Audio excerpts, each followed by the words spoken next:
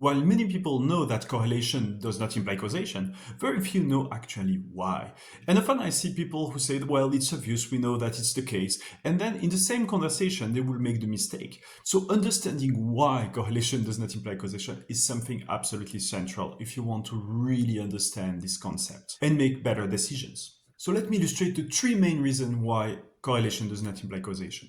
The first is just by chance. You have this website, Spurious Correlation, where you see plenty of funny examples of spurious correlation, where basically things are moving together just by chance. If you take enough data, you will often find correlations, even if there are absolutely no relationship between two elements, just by chance. The second situation is when you have a clear third element that explains this correlation entirely.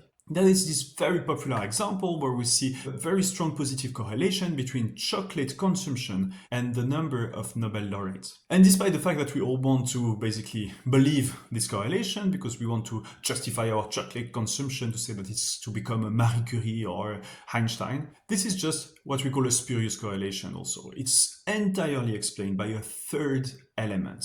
It's basically here probably that in wealthier country we tend to consume more chocolate, which is also often a luxury good. And also in wealthier country you have better education system, healthcare system, insurance in general, allowing you basically to get a good education, to sit at a desk and try to solve a very hard problem for 30 years and eventually win a Nobel Prize. Actually, the third situation is the most common, is that you do have a causal effect from your cause of interest to your outcome, but there is a third element that is just amplifying or attenuating or, generally speaking, polluting, biasing the effect. This is probably the case if you try to study your marketing campaign impact. You do have hopefully an impact of your marketing campaign, but it's probably confounded, mixed with seasonality. This third element is what we call a confounder. To have a problem with a confounder, you need something that affects your cause of interest and your outcome. So in the marketing campaign example, clearly seasonality affects the timing of your marketing campaigns,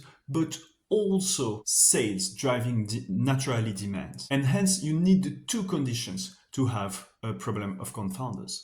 So basically the most important tip I always give in causal inference is next time you say or hear because or therefore and you see two things moving together, just pause and ask this question.